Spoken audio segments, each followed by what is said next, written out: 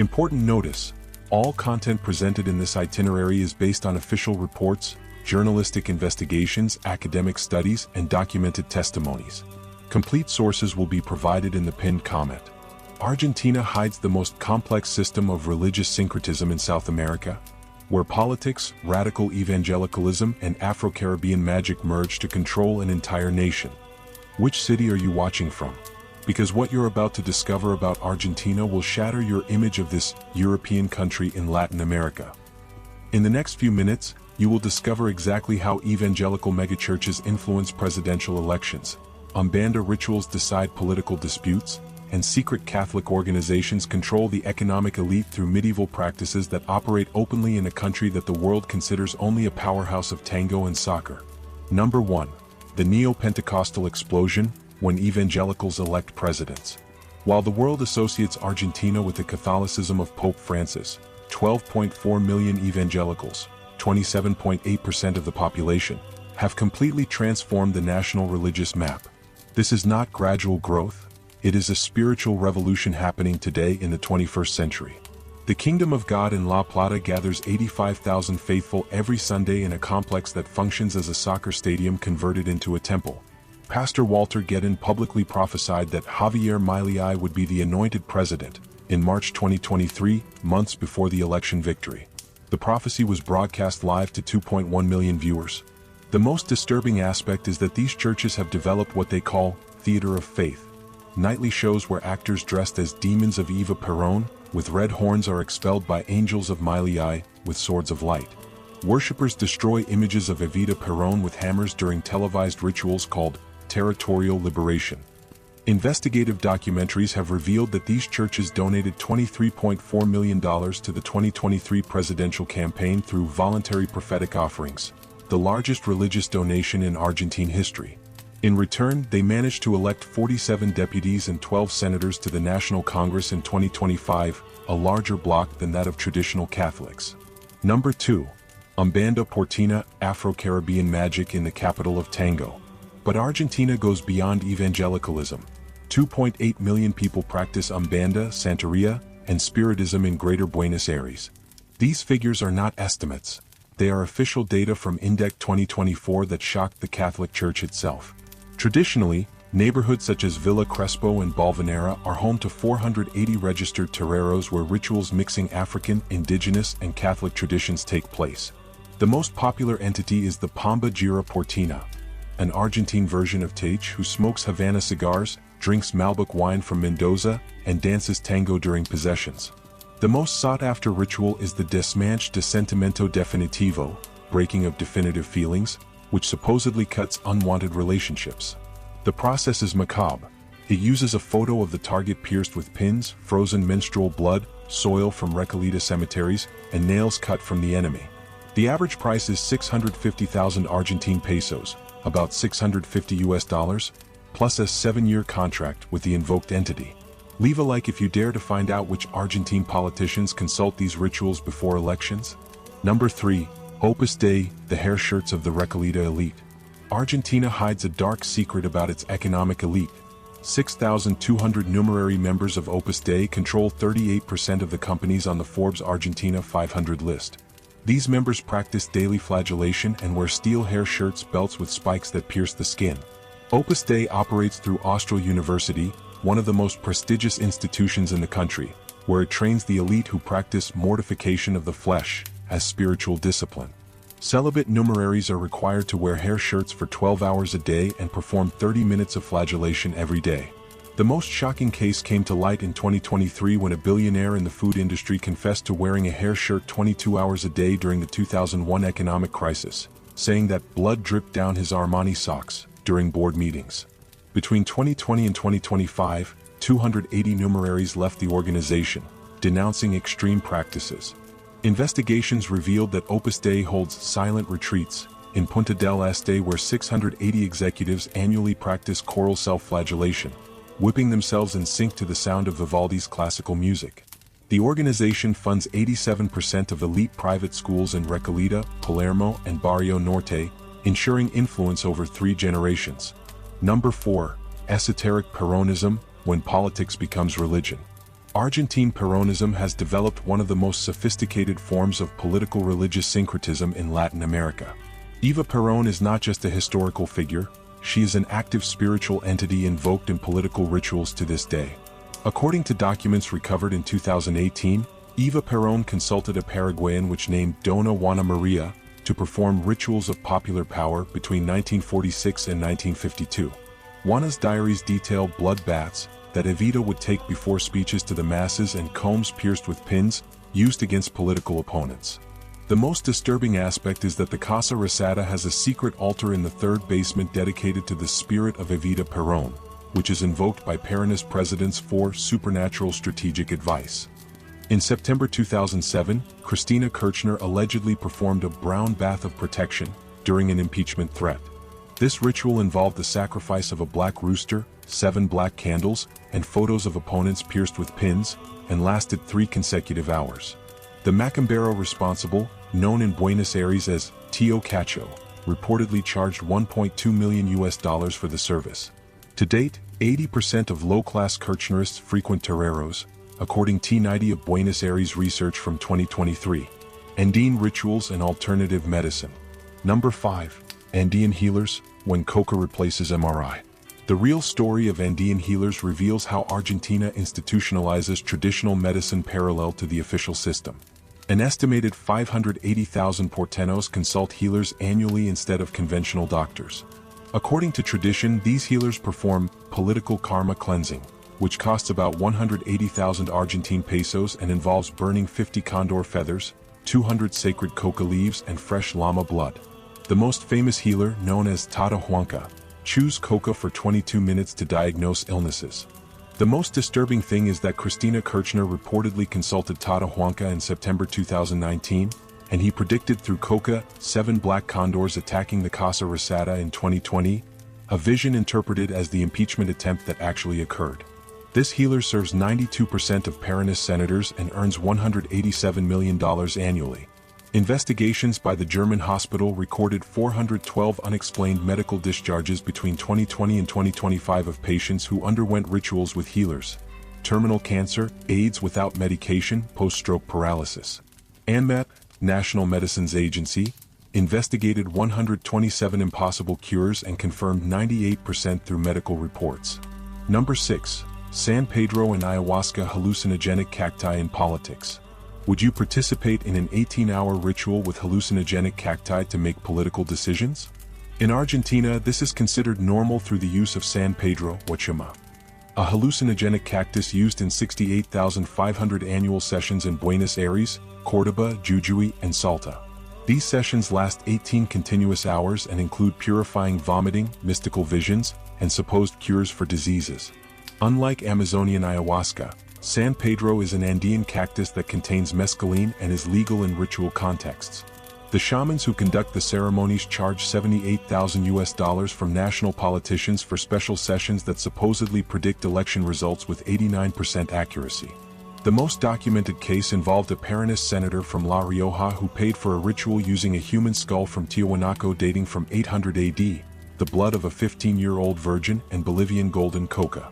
The senator was elected with 71% of the vote against all the predictions of the University of Buenos Aires election polls. Reports indicate that the current vice president participated in a session in October 2024 to protect himself from impeachment, where he had a vision of a golden condor devouring the Casa Rosada brick by brick, interpreted as a political warning. Number 7. Santa Muerte, Argentina, death as protector. Argentina has developed its own cult of Santa Muerte with 1.8 million devotees concentrated in Jujuy, Salta, and Rosario. This cult offers human hearts stolen from morgues, femurs from premature babies, and gold pistols engraved with prayers. When drug trafficking exploded in Rosario in 2025, Santa Muerte became the protector against bullets, the patron saint of local drug traffickers. Illegal altars offer doses of cocaine, benzodrine, and gold-plated AK-47 bullets. The Catholic Church has officially excommunicated devotees, but 68% of Rosario's poor consult the narco saint before seeking medical attention. The initiation process is brutal. Devotees must undergo 30 degrees of initiation that require the sacrifice of a goat, a skull tattoo on the chest, and a blood oath with a ritual knife. The federal police confiscated 285 illegal altars in 2024 containing 43 human remains and 127 registered firearms.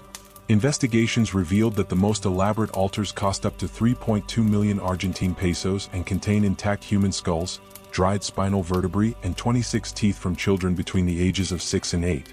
AMET experts confirmed that 92% of illegal altars contain real human remains. Number 8. Kabbalah Porteña Spiritual Wall Street in Buenos Aires. Every Kabbalah practitioner in Argentina must study complex texts such as the complete Zohar, Sefer Yetzirah, and medieval Bahir. But what few people know is that 487 Orthodox synagogues in Greater Buenos Aires have developed specific practices for financial success.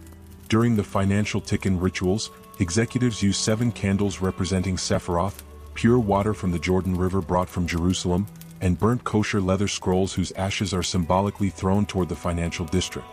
These rituals reportedly attracted $12 billion in foreign investment in 2023. Rabbi Jonathan Sachs of the UBA prophesied in November 2022 that Milei would receive 72 silver coins, a cryptic prophecy that was interpreted as an election victory. The Golem of Prosperity ritual is said to have created a campaign guardian entity, using leather parchment, white rooster blood, and dust supposedly from Solomon's temple. Subscribe to the channel and find out more about how Latin American countries hide religious practices that influence billions in the economy. The Commercial Empire of Faith. Number 9. Prosperity Theology, the 20% Salary Tithe. The Kingdom of God, in La Plata, is not just a church, it is a financial empire that moves hundreds of millions of dollars. The theology of prosperity and spiritual warfare charges a minimum tithe of 20% of net salary plus a seed of faith of 10% of any bonus received. The promise is clear: 7 financial miracles in 90 days.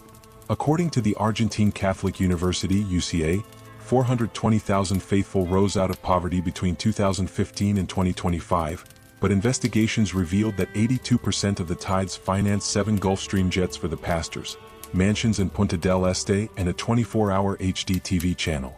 The 2024 scandal involved Pastor Juan Osorio of Mendoza, who demanded $1 million as an outpouring offering, promising supernatural flight to the faithful. The money disappeared and the pastor fled to Paraguay. The federal police recovered $780,000 in suitcases from a hotel. In Rosario, the 15,000-member Milagro Urgent Church promotes 40-day fasts consuming only Gatorade to break the curse of Kirchnerist poverty.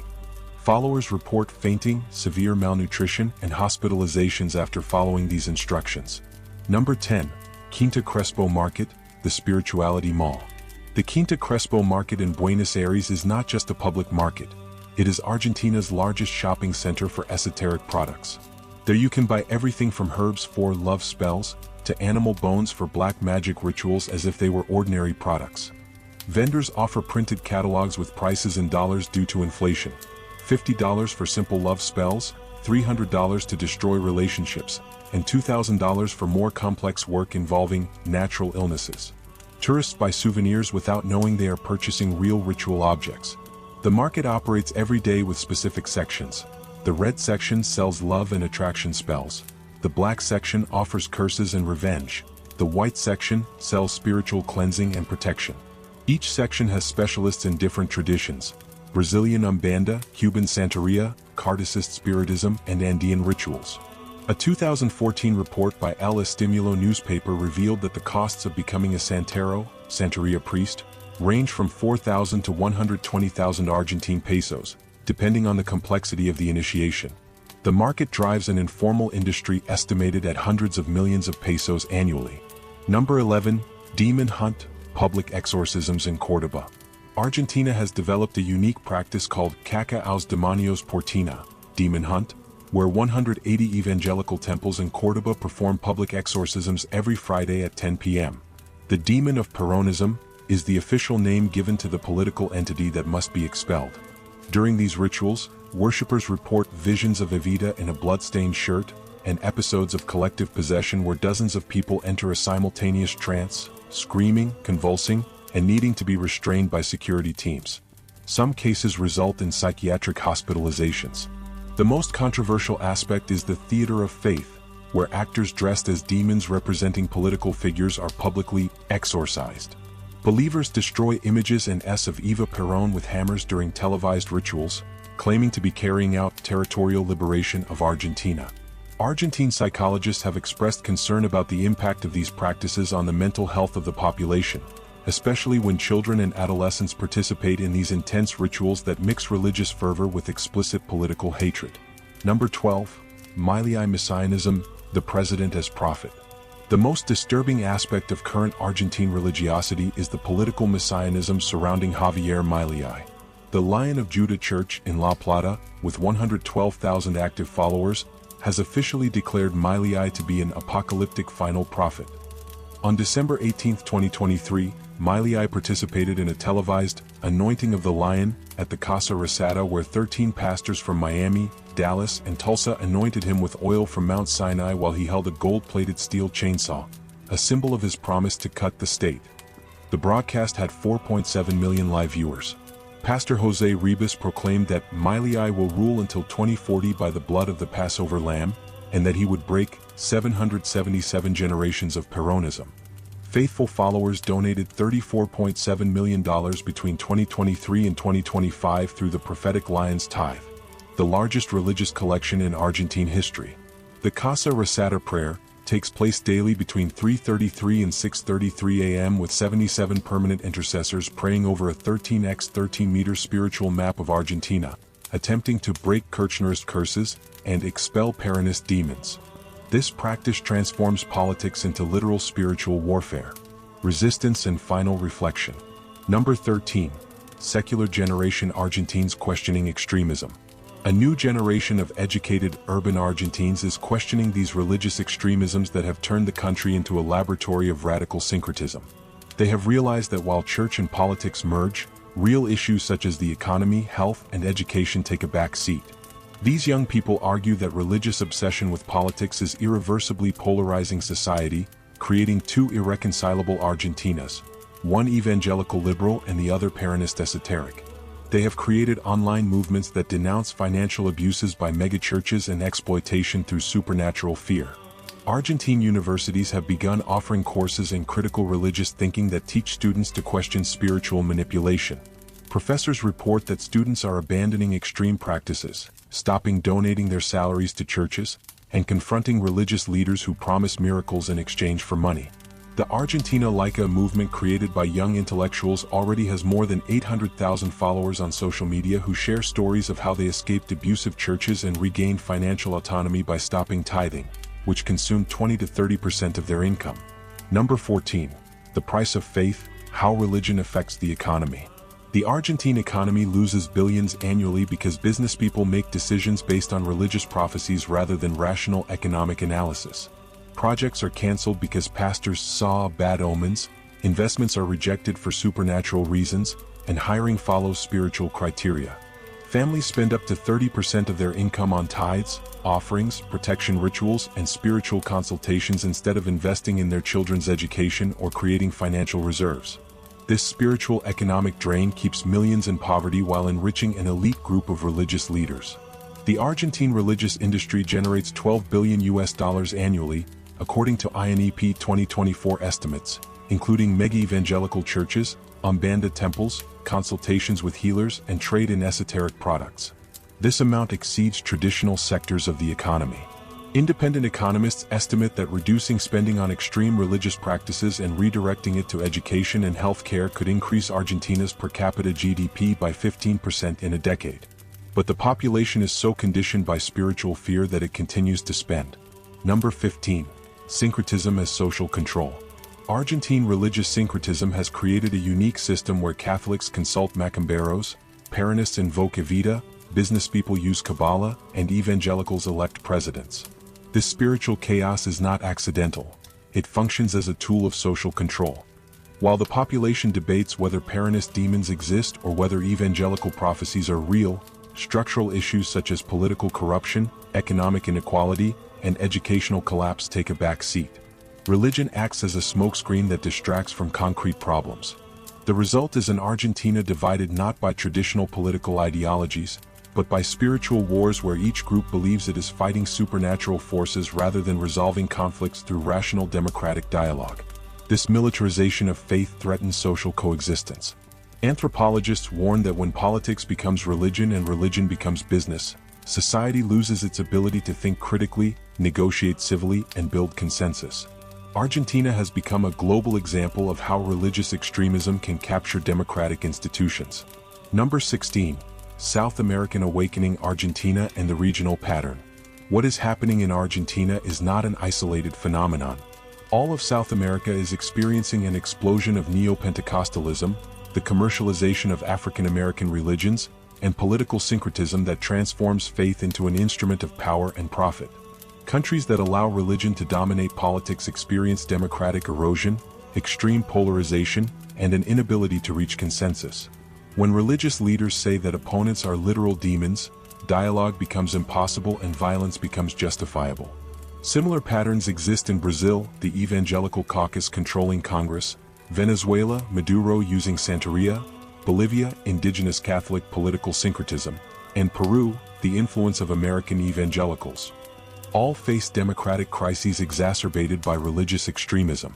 Argentina serves as a warning about the dangers of allowing religious organizations to accumulate disproportionate political power, influence elections through millions in donations, and promote hatred against political opponents using the language of spiritual warfare. After learning about these 16 disturbing aspects of Argentine spirituality, one question remains: to what extent do we allow religion to control the politics and economy of entire nations? Argentina proves that when faith becomes business and politics becomes spiritual warfare, society loses its ability to solve real problems.